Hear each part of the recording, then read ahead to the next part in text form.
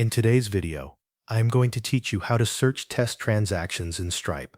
Start by making sure you are already signed into your Stripe dashboard and working in the correct Stripe account. This is important if you manage more than one account, because test data will only appear in the account where it was created. Next, switch to the sandbox environment. Test transactions are stored there, not in your live environment.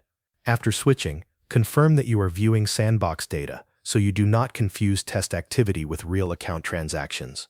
Once you are in the correct environment, go to the left-hand navigation menu and click Transactions. This will open the main area where you can review account activity. From here, choose the transaction category you want to search. Depending on what you need, you can look through payments, payouts, top-ups, or all activity. To narrow the results, use the status filter. This helps you find transactions based on their current state.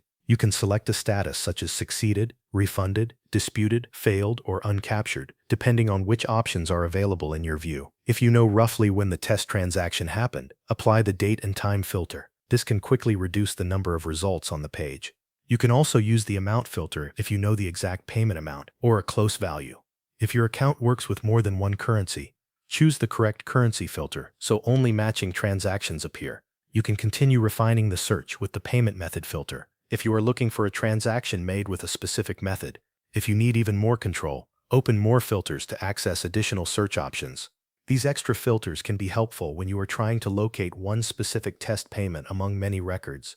After applying your filters, review the transaction list carefully and look for the test transaction that matches your criteria. When you find it, click on the transaction to open its full details. On the Details page, you can review the status and any related payment information connected to that record.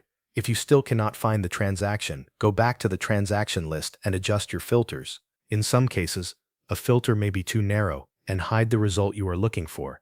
Clearing some filters or broadening the search range can help you locate the transaction more easily. Your Stripe dashboard should now be filtered so you can find and review the test transaction you need. Thanks for watching. That covers everything you need to know.